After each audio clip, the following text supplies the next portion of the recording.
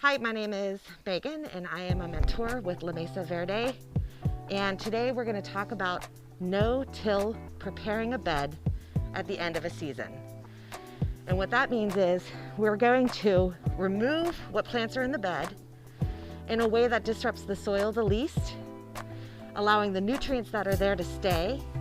And then we're also going to amend the soil so that anything that was taken out in the previous season grown vegetables is replenished and ready for the next season's vegetables.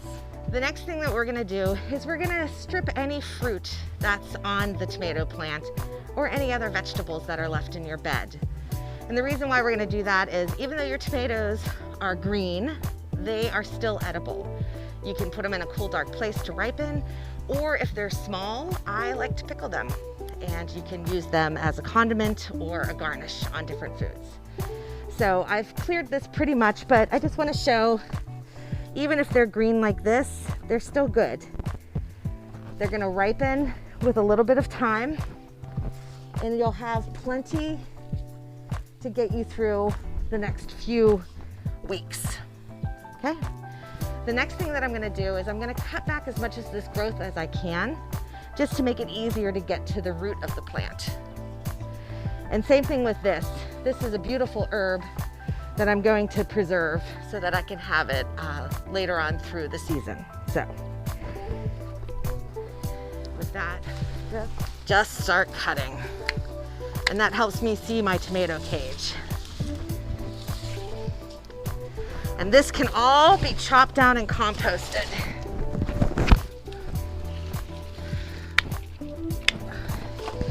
Really what I'm trying to do is just get to where I can easily get my hand into the cage and remove the plant.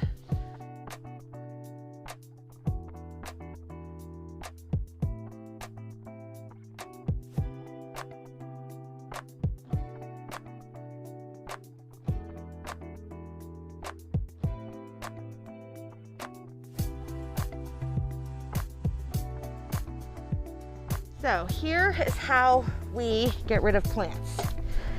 We want to keep the roots in the ground because it's already a system that creates space and keeps your soil loose.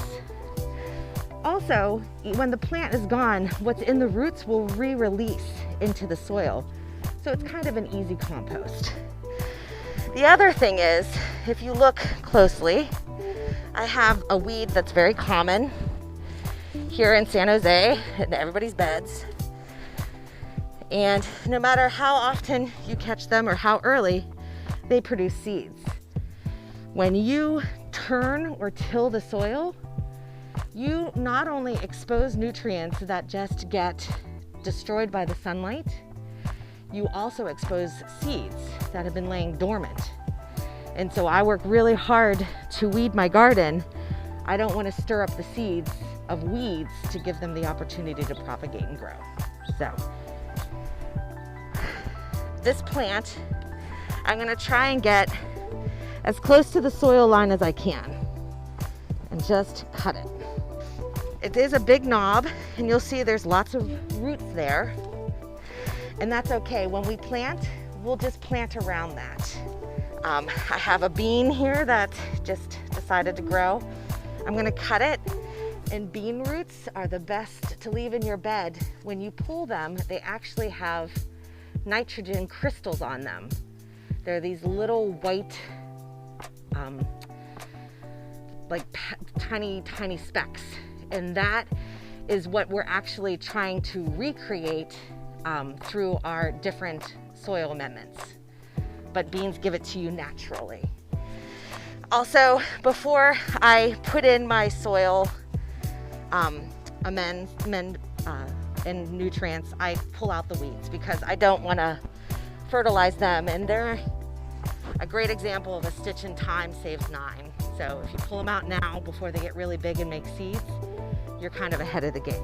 So this was the easy one. Now we have to get to this one. It's called a hari hari. It's so nice you say it twice. It's perfect for loosening soil to dig, but it also has a serrated side. where you can get in and cut through your larger roots.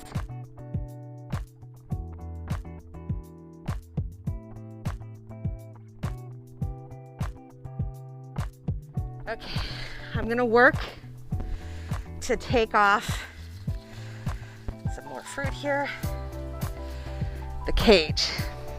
And the reason why we cut off the branches that we did is because it makes it easier to pull the cage off. So even with your smaller cages that you're using, it's good too.